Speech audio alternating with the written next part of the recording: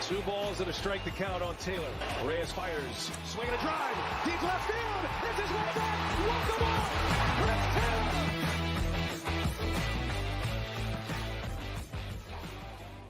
What's up, everybody? Welcome into DodgerHeads Live, presented by DodgerBlue.com, part of the Blue Wire Podcast Network. My name is Jeff Spiegel, joined tonight by AJ Gonzalez, Blake Williams, and Blake, fitting to hear walk him off Chris Taylor there on our intro video, because we're coming on live 5 minutes after Chris Taylor walks off for another Dodgers victory on Sunday Night Baseball against the Giants. Yeah, it was good to see. Taylor's been swinging a hot bat recently, and we all know he had that slow start to the season. So for him to kind of figure it out near the postseason, it's encouraging.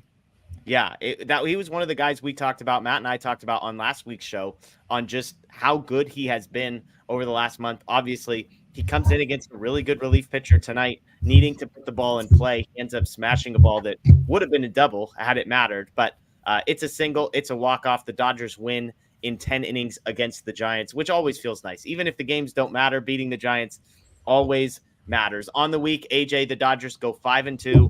The record is now at 96-59. They are now officially over 100 win pace for the season with 1 week to go in the season, AJ. I guess I'm encouraged that the Dodgers continue to fight, continue to battle, and continue to grind out victories even when they're legitimately not really playing for anything. Yeah, and finding ways to win. They didn't slug the ball the last two nights, other than, I guess, JD, you could say, has.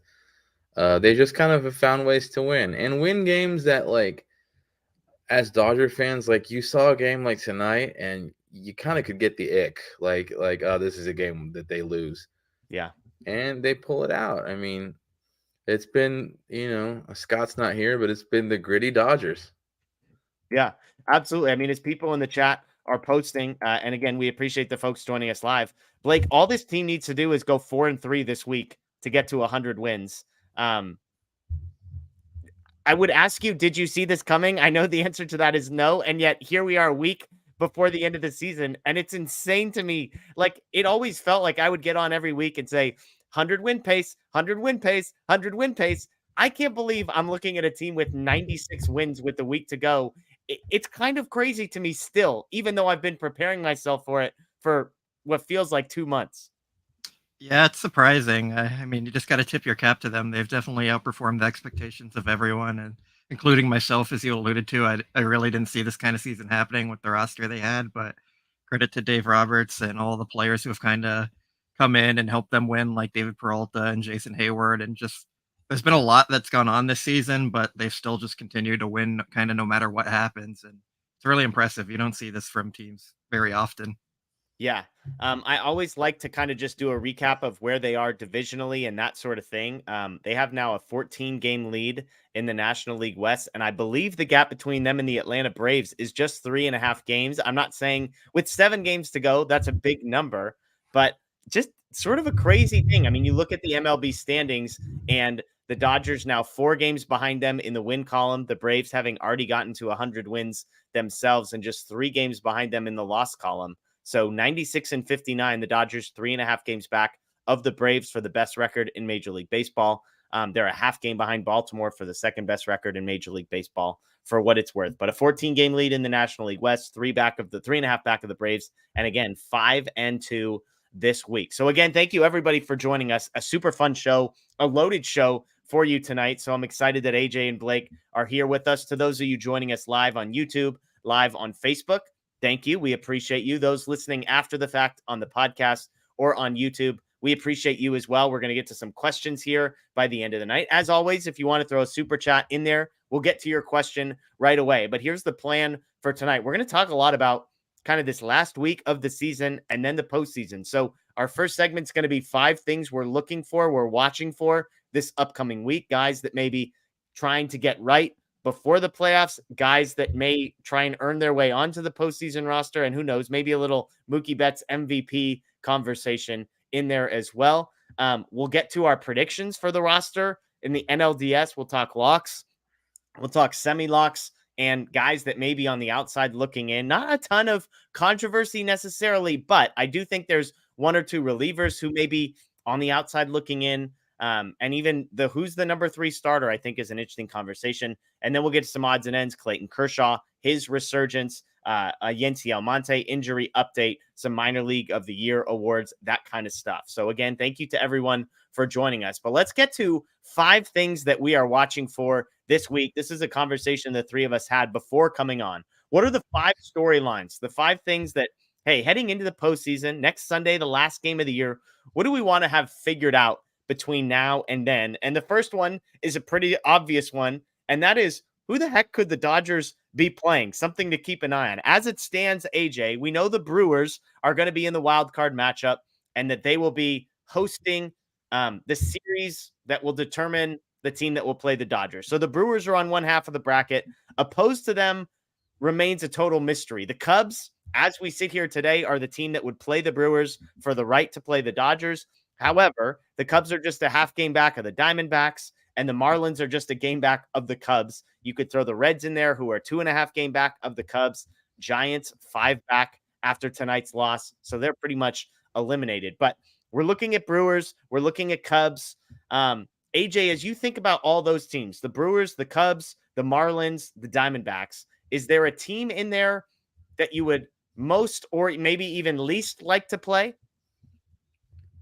If we're talking about on paper matchups, the Brewers are frightening because they pitch, but they don't hit well, and the Dodgers looked pretty decent against them earlier in the season.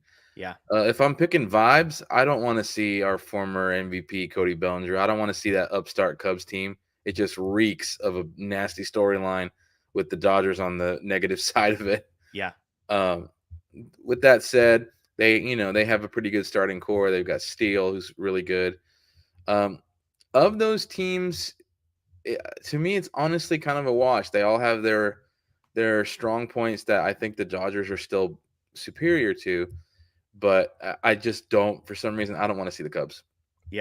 I mean, looking at these, Blake, I went back and looked at the Dodgers' record against all of these teams. The Dodgers have a positive run differential of only one of the 4 teams that I mentioned. So we're talking Diamondbacks, Brewers, Cubs, and Marlins. The Diamondbacks number I'd have to pull up. But the Brewers, of the Brewers, Cubs, Marlins, and Reds, the Brewers are the only team that the Dodgers actually have a positive run differential against this year, Blake. They're 5-1 against the Brewers and have outscored them by 16 runs. The Cubs, they beat 4 out of 7, but got outscored. The Marlins, they split, got outscored. The Reds, they're 2-4 against, have been outscored by 6 this season. So for you, Blake, is there a team in there you would most like to play? I think we all agree the Brewers are the team we would least like to see. Is there a team that you're kind of rooting for to match up against the Brewers for a small chance of getting to see them in the NLDS? I feel like, to me, the Diamondbacks are the team I wouldn't want to see, like, from those ones you mentioned besides the Brewers, just because they've kind of played the Dodgers well, and they're just a kind of pest-like team. Like, they're going to steal a lot of bases, and they're just going to be annoying the whole series, and I feel like that could give the Dodgers some problems, especially in a short series, and you get Zach Gallen twice in that series. It's just it's not ideal. I think I would want to see the Cubs the most, but like AJ said, Cody Bellinger could just go off against them, and that wouldn't be a fun storyline. So any team can beat any team in the postseason, so I don't think the matchup matters too much. It just comes down to if the Dodgers are going to play good baseball, they're going to win, and if they don't play good baseball, they're not going to win, regardless of the opponent. So that's kind of where I'm at with it. Like, I guess like the Cubs would be my preferred choice here, but it's not confident or anything in that. Even over a team like the Marlins, like you'd rather see the Cubs than the Marlins, who Yuri Perez just went on the 15-day IL. Sandy Alcantara is done for the season. I mean, I don't even know who's left pitching for the Marlins.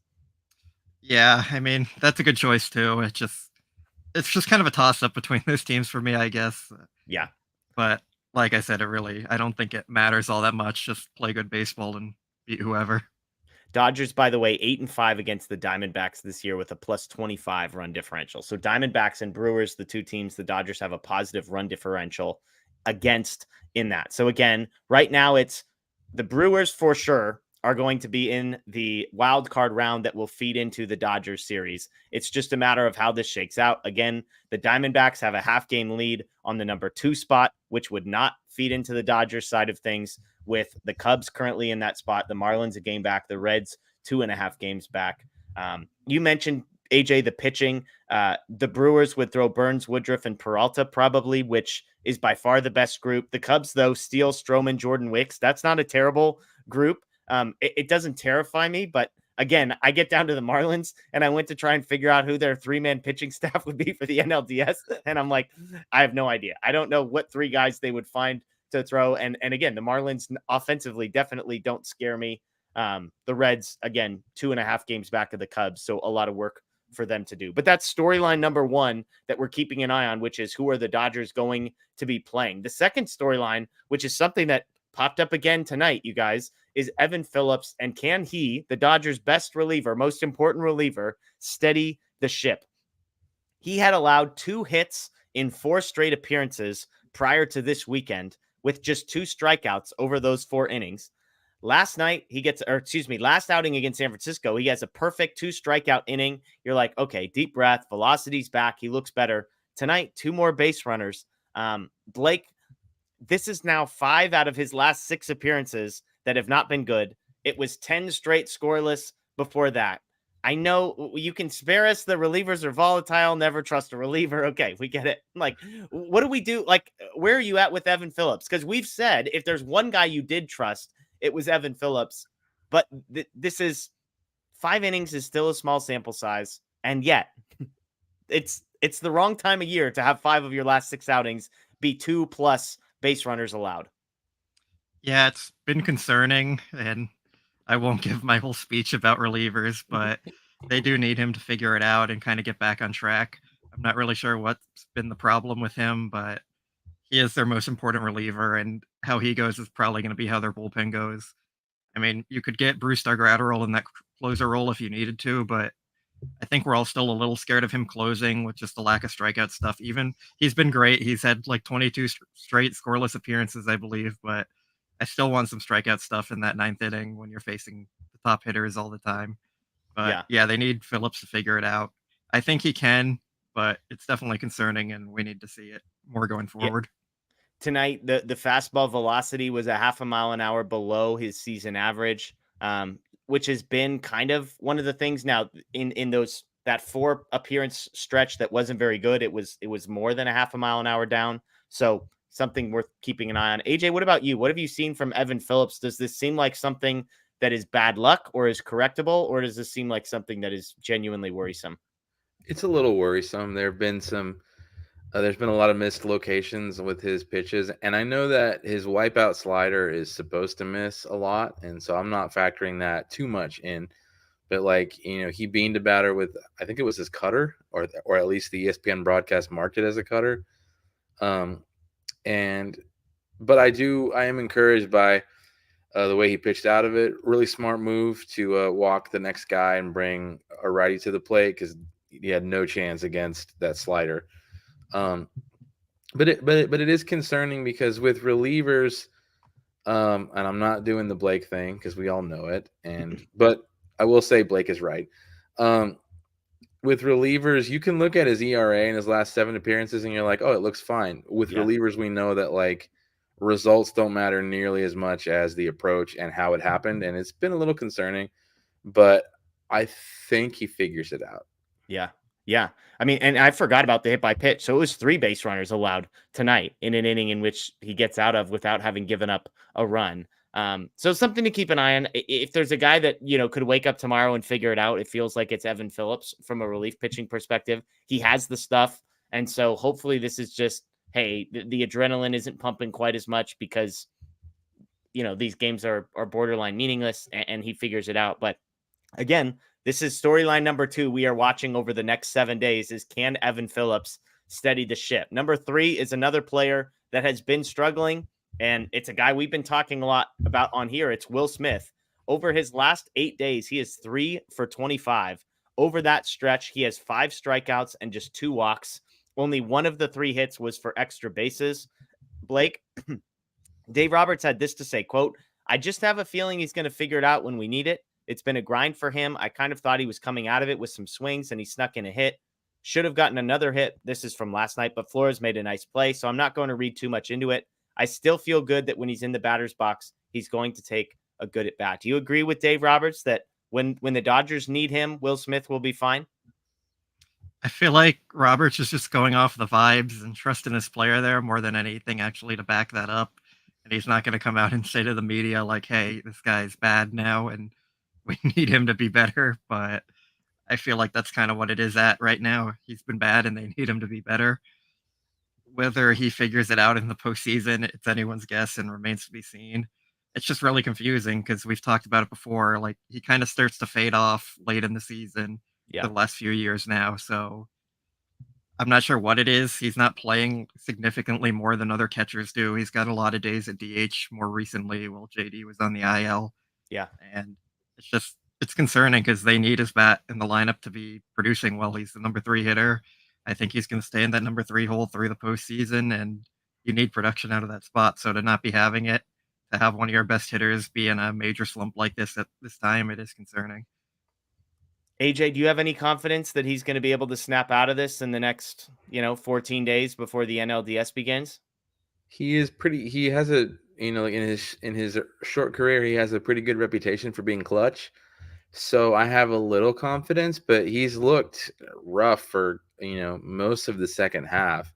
Yeah. This is statistically, funny enough, the year he makes the All-Star team, probably his worst season. As far as the 162 game average, and he's not barreling balls the way you normally would see him do. It was nice to see him take a walk tonight. So it's more concerning because when you see a guy in a slump who's just clearly not seeing the ball, you're like, oh, it's fine. He seems to be seeing it and just consistently missing. Yeah, and so it's concerning, especially with the whole catcher fatigue. And I don't want our boy Matthew Moreno to see this later and find his opportunity for the Austin Barnes plug-in, but at this point, like Smith is gonna be in that number 3 spot, and we need him to hit, like Blake said. Yeah. Look, there have been other guys who struggle where it feels like more goes into their swing and more goes into them getting it right, timing mechanisms, leg kicks, that kind of stuff. That part with Smith doesn't have me worried because his swing is pretty dang simple. So it's not like 4 things all have to get sorted out perfectly in time to get this right. But, I was the one that brought up the numbers of his September and October stuff. I've talked about that his postseason reputation isn't actually a good one. He's struggled in the postseason as well, aside from 1 year. And so I trust the player, but if you sort of take the name and the face away, and I'm just looking at numbers historically and over the last month, it's hard to really say that with confidence. That said, Blake, I'll put you on the spot because you love this question. Does Austin Barnes start a game in the NLDS? Yes. And Will Smith's on the bench. I think so. Just Dave Roberts has historically played as backup catcher at least one game in a series usually. So I think we see it. AJ, do you think Will Smith is on the bench for one of the games of the NLDS? Unfortunately, yes. Wow. I do. Crazy. It's crazy. For the same reasons Blake said, that's what Dave does. It's good to give him a break. There is some encouraging news. Over his last 7 games, Barnes has an OBP of 304. Oh, I'm sorry. That's his slugging percentage. It's 174. Yeah, I love it. 259, 304. I made a similar joke last week, AJ, where I was like, oh, don't worry. Austin Barnes, like this is his OPS over the last month. And it was like, oh no, actually that's Will Smith's. As bad as Smith has been and as good as Austin Barnes has been, Smith's OPS is still higher than Austin Barnes over the last 30 days. So again, storyline number 3, can Will Smith figure this out? Storyline number 4, I think is kind of the last bullpen spot, last 2 bullpen spots. We'll get to this when we make our predictions, but can Michael Grove earn a playoff spot? This one's interesting to me. He made his first appearance in 6 weeks on Saturday. 2 innings, no hits, 1 walk, 3 strikeouts. It was the 3rd time he was asked to pitch basically as a reliever, not a bulk guy, not asked to go get 4+ innings for the Dodgers. It's an incredibly small sample size. I'm not suggesting anything other than tossing this out there as an interesting nugget. In those 3 appearances, he's logged 5 1/3 innings, allowed just 1 hit, 2 walks, and 8 strikeouts. Blake, do you think there's something to the fact that when Michael Grove is told, hey, just go throw as hard as you can for 2 innings, that he unlocks something that actually has more value to the Dodgers and potentially a playoff spot type value? Yeah, I think there's something with that. Pretty much every reliever in baseball is a failed starter to begin with, because when pitchers are good enough to make it to the majors, you want to see if they can succeed as a starter. And if it doesn't work out, they generally get moved to the pen, whether that happens at the major league level or AAA or whatever it is. But I think it's helping Grove to be in a relief spot. We've kind of talked about that in the past, where he might be better suited to be a reliever and just try and throw 1 or 2 innings. But when it comes to earning a playoff spot, I'm not sure I see it yet. I think he'll be on the taxi squad for reasons I'll get into a little bit later when we talk about the rosters, but it's been good to see him actually producing in that role. Yeah. AJ, what's been your opinion on Michael Grove? I know it's sort of he's not the most popular Dodger because you can Google his name and find an ERA that isn't pretty. But there have been moments where, again, in these relief only appearances, he seems to tap into something. I mentioned it. Only 3 base runners in 5 1/3 innings with 8 strikeouts. I think he has a lot more upside than people are realizing because of that ERA, and a lot of that ERA was from early appearances where he just got touched up and he was left in there to die for reasons Yeah. that are logical. The Dodger pitching staff has been, abused all year. But I think what we've been seeing is not so much a roster spot audition for October, but more of we need you to just go in here and throw. Hmm. And I think Blake's right. He'll probably be on the taxi squad. But if you're asking, maybe this is for another conversation down a few minutes from here, but if you're asking who I would pick above him, I have other answers.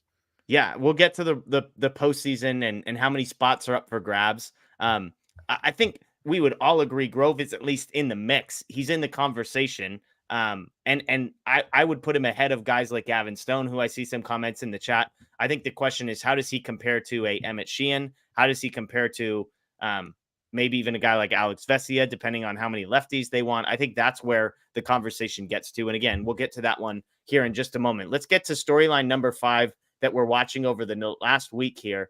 And AJ, it's will Mookie Betts make an MVP push? Heading into today's game, Mookie still had a Fangraphs WAR lead over Ronald Acuna of 0.4 wins above replacement, not an insignificant margin.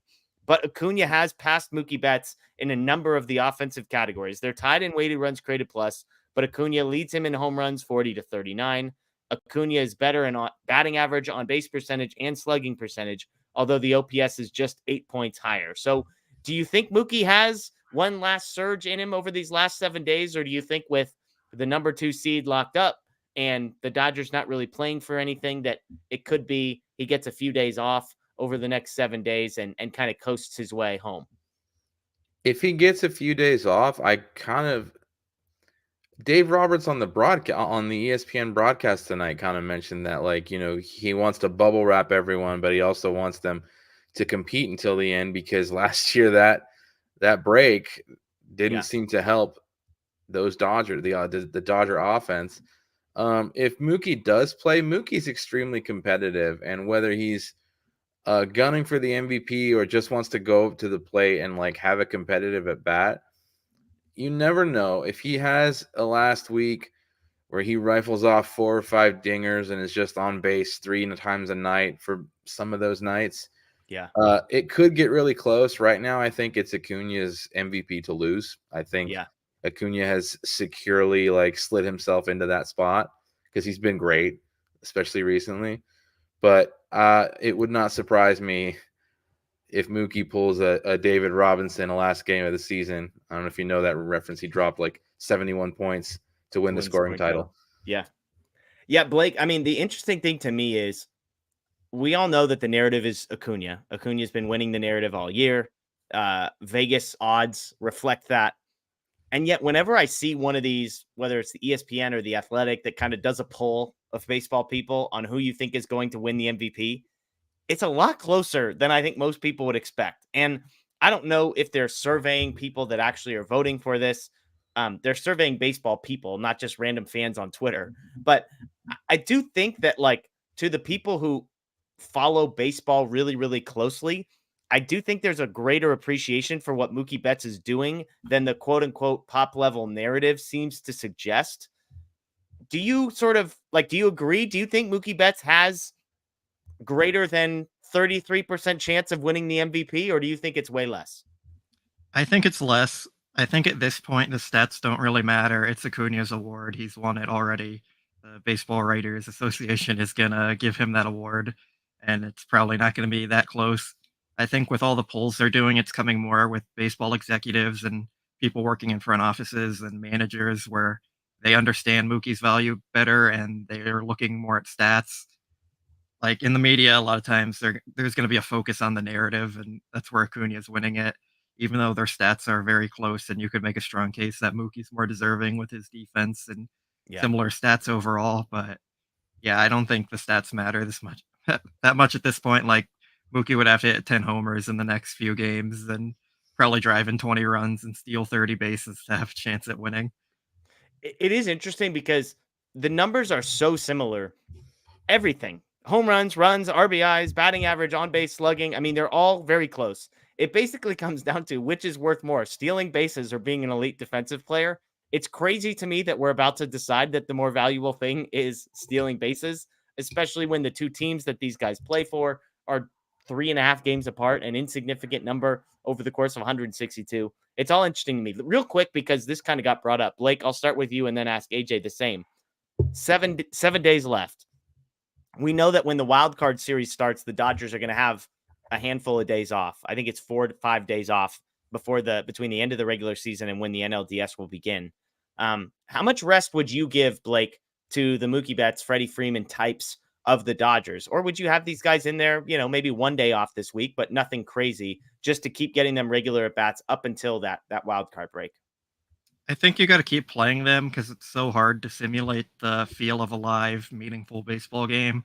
Like last year, they did the inter squad games, but it's just not the same as actually playing in a game that matters against real competition. So with that break, you kind of need to keep them swinging the bat against live pitching and staying hot because it's really hard to stop and then pick it back up again in that short time.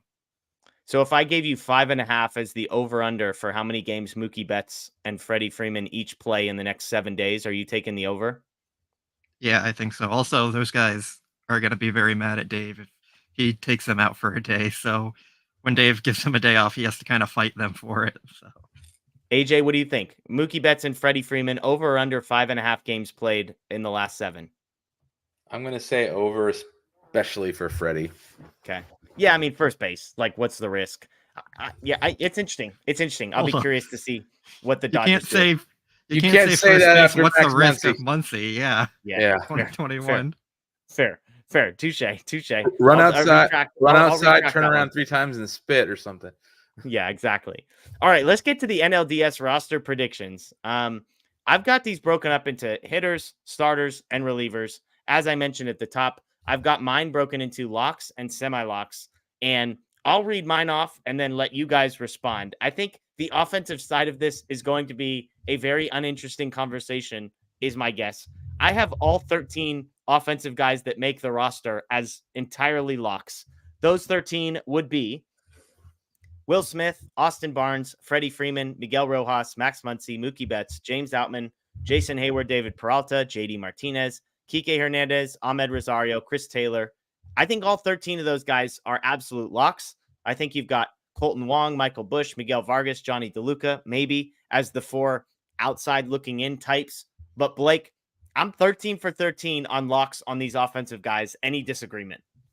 No, Dave Roberts has already said they have their position player group figured out, and they're really just talking over the pitching staff. So I think we all know it's going to be those 13 guys, with Colton Wong probably on the taxi squad as their emergency injury replacement. Do you think it's going to be Wong? I mean, Wong being up on the Dodgers roster now makes sense because of options and that kind of thing. But do you have him ahead of Michael Busch, Miguel Vargas, those types of players in your sort of roster construction, even when, picking one guy over the other has no future roster implications? For sure, Vargas. I think Bush could find his way onto the taxi squad, but realistically, when you're looking at that last bench spot on the NLDS roster, it's not too important for like a pinch hitting potential opportunity. You're more going to use that guy as a pinch runner or maybe a defensive replacement, which is where I think Colton Wong kind of has the edge over Michael Bush there. And no like Johnny DeLuca pinch runner, last guy on the roster potential there for you? No, I think Ahmed Rosario is a better base runner and faster than him. So if you're carrying DeLuca for that role, you're just going to keep Ahmed Rosario there. Yeah, fair. AJ, anything that you would disagree? Do you have Colton Wong as kind of the 14th guy there? Yeah, they're always going to go with experience like that. Like, we saw a few years back, Curtis Granderson, same thing. They're always going to go with a guy like Wong. Johnny DeLuca, by the way, 12 stolen bases, just one caught stealing. That's in the minor leagues this season. So interesting to note there. Yeah, it's interesting because I was going to look up Major League, one stolen base, no caught stealing. I mean, I will say Chris Taylor has been amazing on the base paths as well of late. So from a if you need stolen bases, and to your point, Blake, the guys we're mentioning are all sort of potential bench bats. I was trying to look up sprint speed. Johnny DeLuca, 97th percentile in sprint speed this year. Let me see what Rosario's was. Because Rosario came over as one of the fastest guys in Major League Baseball, as you kind of alluded to, Blake.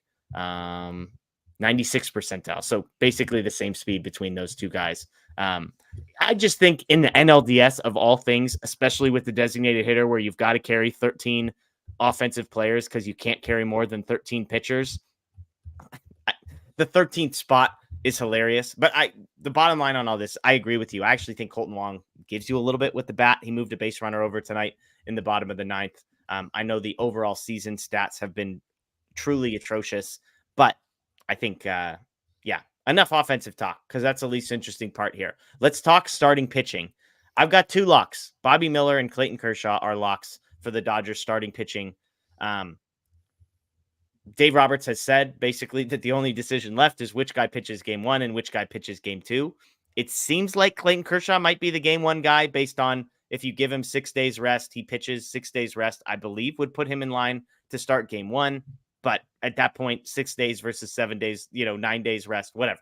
So I think Kershaw and Miller are locks. AJ, for my semi-lock, I'm going Lance Lynn. I don't like this, but he has been better. I think he had 6 strikeouts tonight's game. So I don't have it fully as a lock, but as a semi-lock, I've got Lance Lynn. What do you have? How do you have it broken down as far as your locks and semi-locks? The same, obviously Miller and Kersh with the possibility of somebody piggybacking with Kersh depending on his health, which we're never going to know about, I too begrudgingly have Lynn, just simply the experience. He's been a little better. His performance terrifies me against a good offensive team. But if we're facing the Brewers, I wouldn't mind seeing Lynn, with that in mind. I would. He's so young that I can't throw down this hot take hard, but I wouldn't mind seeing Emmett Sheehan compete for that 3rd or 4th spot. So you'd have Sheehan ahead of Pepio. I haven't. And the reason this matters is because once we get to the NLCS, whoever your 4th guy, if the Dodgers get there, would, Pepio versus Sheehan is probably the number 4 starter conversation. That's why I ask. I don't remember how built up Pepio is. That's my only thing. But otherwise, I would maybe pick Pepio slightly over Sheehan just because of the experience. Blake, I've got Miller. Going back to the original question, Miller and Kershaw as locks. Lynn is a semi-lock. Your thoughts? So my entire 26-man roster is a lock, and I'm putting Lance Lynn in that group with the locks. Dave Roberts has already said they trust him, and he's alluded to kind of Lance Lynn being there. So I'm pretty sure he's starting game 3. I love it. Blake, this is like the least surprising thing is that Blake just locked all 26 guys on his roster. It's just like there's no debate here. I mean, that's what I think it's going to happen. I think there's some guys in the mix for the taxi squad that they're going to carry with them, but I think their roster is pretty much set up how it is, and that's what they're going with. So you think there's a 0% chance that in game 3, someone other than Lance Lynn is starting? I think there's maybe a 1% chance max. So if you want to Crazy. put that in a semi-lock, like go for it. But I think it's Lance Lynn's ball. Okay. Let's get to the relievers. I've got 6 guys that I would say with, 100% certainty, I think are on the roster. That might seem low, but I'll explain myself here. And again, our categories are locks and semi-locks. So we're talking about like guys I'm 100% confident in and guys that I'm like 80% confident in. I've got Phillips, Brazier, Gratterall, Caleb Ferguson, Joe Kelly, and Ryan Yarbrough as locks for the postseason roster. My semi-locks, I've got Shelby Miller, Alex Vesia, Ryan Pepio, and Emmett Sheehan. That puts Michael Grove, Kyle Hurt, Gavin Stone as the 3, quote, outside looking in categories. Blake, I'll come to you first. Again, I've got Phillips, Brazier, Gratterall, Ferguson, Kelly, Yarbrough, locks. And then I've got Shelby, Miller, Vesia, Pepio, and Sheehan as semi-locks. I'm guessing we have the same 10, but you're just positive those last 4 are definitely in? Yeah, I think Vesia is going to be a lock for sure. Like, I don't think that's up for debate. When Dave Roberts was asked about Sheehan, he said he kind of sees him in a relief role going 1 or 2 times through a lineup. So I think that's kind of their thinking of him as a lock, maybe as the piggyback option to Kershaw there. And who are the other ones he said? Shelby Miller and Ryan Pepio. Yeah, Shelby Miller has been really good recently. They seem to trust him. They named him as a potential option as an opener. So if they're going to use an opener, especially in the NLCS, he could be a guy they go with. And I think Ryan Pepio's just earned it. Like Dave Roberts had a lot of praise for him his last time he pitched, and he basically said he's doing everything he can to earn that postseason spot. So, I just see them all as locks. I don't really see up for any debate there. The interesting one to me is whether or not, I mean, if Yarbrough's not starting, he's a lefty. I know he doesn't fit the like back end of the bullpen lefty. Again, I have these as semi-locks, so I'm not arguing against it. I have been the guy advocating for Vesia, I feel like most of the time over the last 6 weeks. I wouldn't be floored if somehow a guy like Michael Grove snuck onto the roster and the Dodgers said, screw it, we're not going to go with 2 lefties. Yarbrough sort of excluded here. I'm not saying I wouldn't be 100% shocked. I'd have Vesia over Yarbrough, though, if they're doing that. Like, in the last 30 days, Vesia's been a 2 ERA guy. He's been a guy they trusted in the past, and he has the stuff and the strikeout stuff, whereas Yarbrough is coming out and throwing 87 and kind of relying on command and stuff. So in the postseason, you're betting on the stuff, and they seem to trust Vesia a lot. I know he hasn't been a favorite with fans this year because he kind of struggled to adapt to the pitch clock and all that, but he's been really good recently. I know he led the homer yesterday, but every reliever is going to have a tough outing here and there. But overall, he's been good. He has the pedigree and he has the strikeout stuff. AJ, how do you have the 10 relievers? Again, I assume we agree on the 10 relievers. Who do you have as guys that maybe do you have all 10 as locks like Blake does? Yeah, I really do. I don't see Yarbrough being left off because he can pitch more than 1 inning, and the Dodgers just don't have the bulk. I think Blake, begrudgingly, I think Blake is right. Not because I don't like when Blake is right, but because I hate seeing. Blake is right. Vesia has been pretty much nails recently. Yesterday notwithstanding, but that yesterday notwithstanding is carrying a lot in that sentence because he is the one reliever who falls off the cliff quickest. Yeah. And for like days at a time. But he's 100% a lock because he has the strikeout stuff, he has the experience, and he does know how to pitch his way out of a jam. But I just don't see anybody else being left off because the Dodgers just don't have the arms. That's partly why I still have Lance Lynn as that third pitcher because, like, if they're in game 3 of a series and Lance Lynn is in the 5th inning and he's allowed 4 runs, but the Dodgers are winning 5-4 or it's 4-4, they're going to keep Lynn going because he can just eat innings. He can just keep pitching. And unless, they get to that third time in the lineup and he's allowed a leadoff walk, they're never not going to have a guy with Lynn's experience and Lynn's ability to pitch for forever. Yeah. Given the kind of season that they've had. I mean, the only pushback I would have is this is a 5-game series we're talking about with days off between every single game. And so if we're talking about you only need 3 starting pitchers, like the game 1 guy can go on normal rest in game 4, game 2 guy can go on normal rest in game 5 if you get there. So you only need 3 starting pitchers. And as far as bulk goes, we've got Yarborough, we've got Pepio, we've got Sheehan all already on. So and I'm not arguing for or against anything in particular. I just think the Dodgers don't necessarily need 3 bulk guys. So to Blake's point, Yarborough, again, I can't see him being on the outside looking in because I know what all the stuff metrics say, and the guy has just been really freaking good since coming over to the Dodgers and really effective at not allowing base runners and not allowing runs. But I do think that's where things are going to shift in the NLDS, is that eating innings really won't matter quite as much because you're going to have a 13-man bullpen and days off in between every single game. Does that, like, that's where I think there's a shift. Do you agree with that, AJ, that maybe the way we're thinking about the bullpen today for the last 7 days is going to be different than how we think about it come the first round of the playoffs? Yeah, I honestly forgot that there were days off between every single game. I think that kind of says it all. So yeah, they'll with that in mind, they'll yank Lance at the first sign of trouble. Yeah. And again, if they're up by a ton, I mean, it could be different. First sign of trouble is relative because, again, Lynn, his trouble is home runs. It's not typically long innings. So first sign of trouble could mean lots of things. Our guy Blake is back. Technical. He hated that take so bad. He was so pissed that I was considering leaving Vesia off the roster that Blake just, like, you didn't even see it. It was double middle fingers on his way out. No, I'm just kidding. Technical difficulties. Blake, great to have you back. Let's move on. We'll get to some odds and ends, and then we'll get to some questions here from folks. Let's talk Clayton Kershaw briefly. Dave Roberts has said he's going to start game 1 or game 2. Basically, 5 innings, 2 hits, 2 walks, 5 strikeouts. Once again, no earned runs for Clayton Kershaw yesterday. Just 5 hard hit balls, a 25% whiff rate. Blake, you've been, I don't want to say the most critical. You've been the loudest in asking questions about Clayton Kershaw and where he ranks for you among Dodger potential starting pitchers. This is a couple outings in a row that have been better. I'll say better, not perfect, but better. Has he answered questions that you were asking a few weeks ago? Well, first, I think it's fair to say I was critical of him pitching the way he was. Like, I'll go on record with that.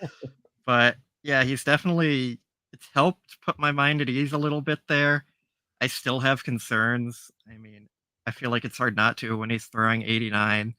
And he said himself his curveball isn't right. So really, he's just kind of relying on his slider. And it's been effective, but how long can that last? I guess, like the point you were arguing last time, it's he's just finding ways to get outs, and you can't really doubt that side of him and how competitive he is to try and figure that out. But it's still concerning. I'd still be concerned in a playoff game. I don't have total trust, but it's good to see him finding ways to be effective still. Just to push one question further, I mean, like, is this just more of the same for you, or has it ticked up over these last 2 outings? Yeah, it's hard to say. I mean, I'd say it's ticked up a little, and he's been really impressive doing this. Like, but as he was saying, like, it's such a challenge to figure this out, and yeah, he'd rather just be good and throwing as hard as he can every time. Like, that was pretty much his exact quote yesterday. Yeah. So I don't know. He's really confusing. He seems like an anomaly in baseball kind of thing. Like, maybe he's learning a lot from Ryan Yarbrough on how to pitch at 88 and be effective, but it's just so weird. Like, I don't know what to make of him. We haven't really seen this kind of thing before. Yeah. Usually when pitchers are hurt, they don't try and keep pitching through it. So for him to do it, it's kind of unmarked territory here. So we'll see. Yeah, hopefully he's not taking lessons from Tony Gonsolin on how to pitch hurt, because we know how that one ended. AJ, where are you at on Clayton Kershaw? If he takes the ball in game 1, are you confident? Yeah.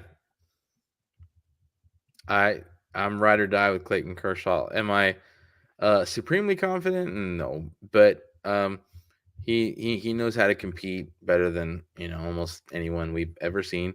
Yeah. As Blake was saying, and we saw, he wasn't landing that curveball. He was as wild with his curve as I've ever seen him, or at least in a while. Yeah. He was just relying on that wipeout slider, but his wipeout slider is better than almost anyone's. If he can find a location with that 88 mile an hour fastball, he can still be effective. But yeah, he has to handle that curve a little better. He's got to be able to get some of those curves in the dirt to kind of play with that slider and fastball.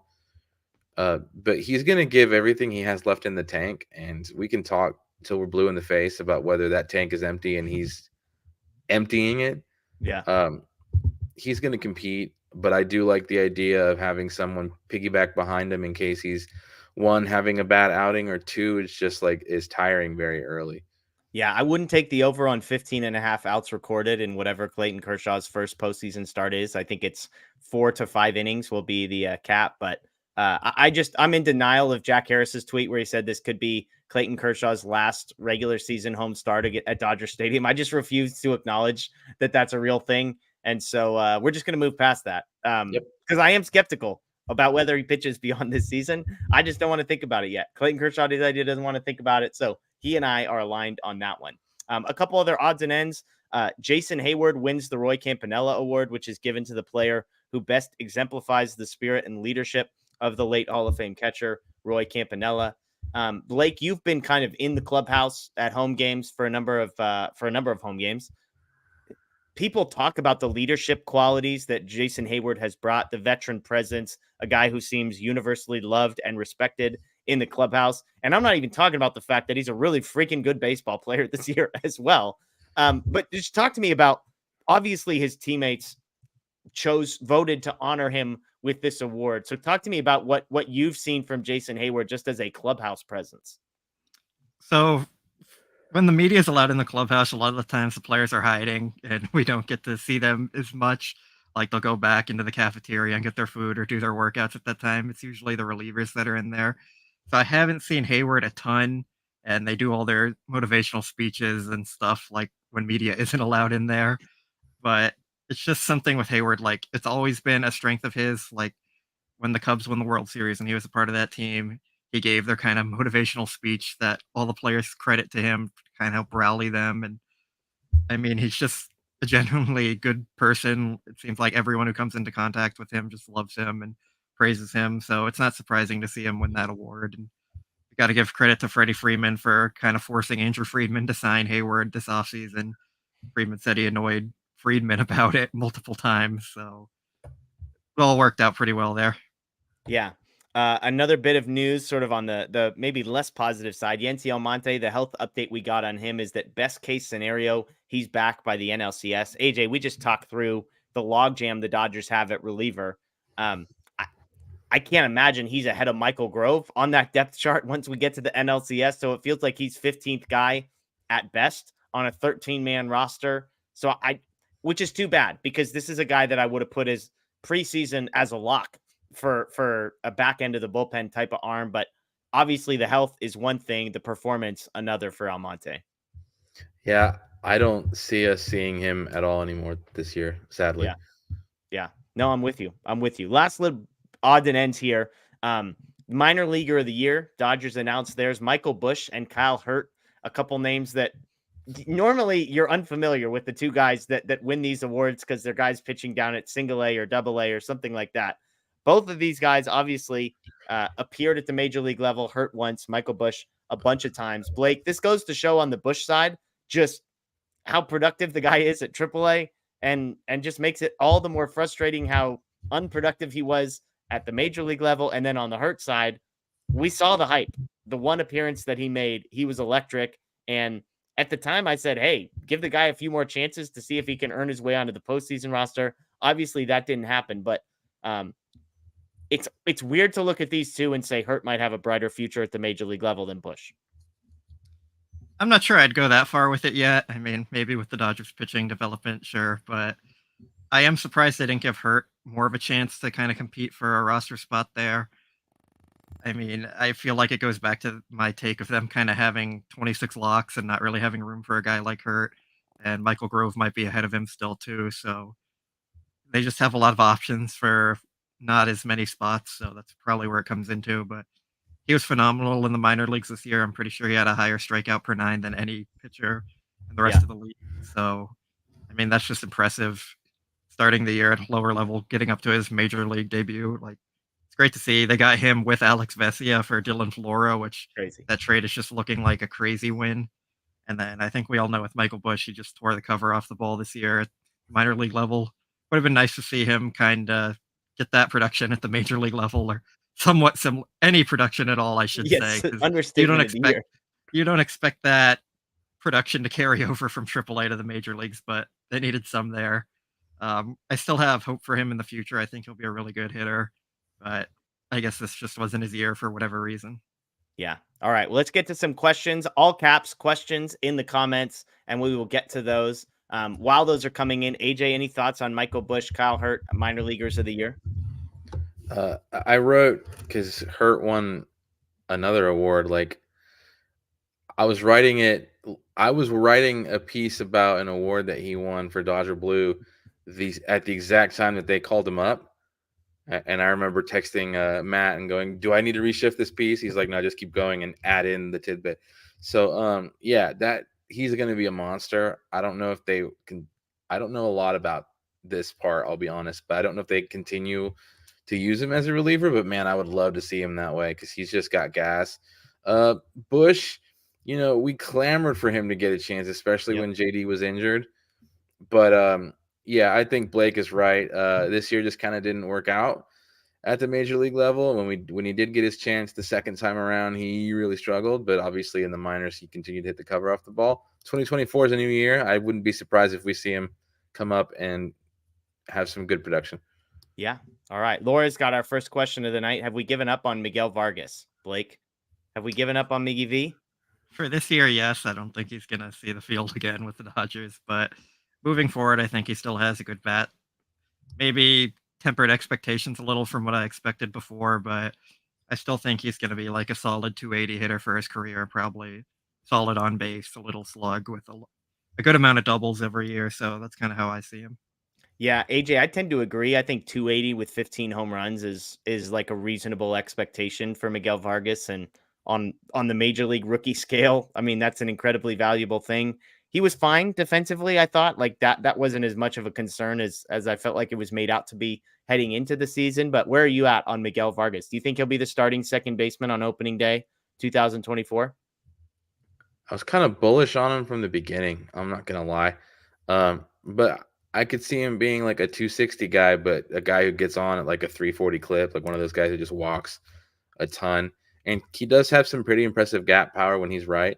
So I don't want to be the fence sitter, but I would take the under on him being the starting second baseman next year, but maybe just barely. Like, it wouldn't shock me. Okay. TQT, I'm the resident Peralta hater. Is it too late to try and replace him? He's really mediocre. The 660 OPS, the 7 homers versus mostly righties. That ain't good. I mean, I suppose they could put Kike Hernandez or Chris Taylor out there and give Colton Wong the roster spot. Like, I mean, the answer is no. It's never going to happen. Or yes, it is too late to try this. Where are you at on Peralta, Blake? I mean, it's a roller coaster season. I think that's something we can all agree on. Yeah, they're not going to try and replace him or do anything like that. He's going to be their starter against righties, and I think we just have to live with it. If he's the one weak spot in the lineup, it is what it is. Like, could they do better? Yeah. Could they do worse? Probably. Like, I guess at least they don't have Austin Barnes playing every day out there or something, so that's what we can be positive for. Yeah. AJ, any David Peralta takes? No, I think you're both right. He's so likable. So watching him struggle has been rough because he's been bad, but he's been great in the outfield. I don't know about the metrics from FanGraphs, what they say about his defense, but in the words of Matt Moreno, the eye test has been beautiful. Yeah.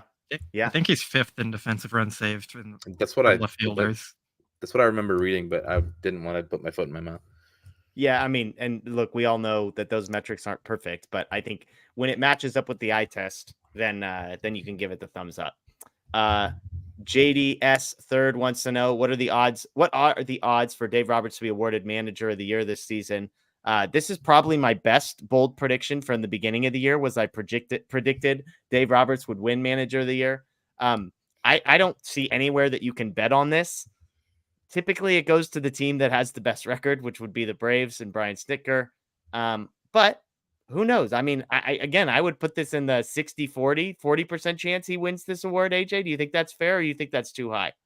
No, I was going to say the exact same thing. I think he should be in high consideration for it, if not win it, just given the amount of injuries, surprises to the starting pitching staff that I won't mention, just things like that, just piled up from the beginning of the year all the way to the end. Yeah. And like Michael Scott, somehow he managed. Blake, Derek wants to know, what's the most exciting piggyback pitching pair in this year's playoffs for you?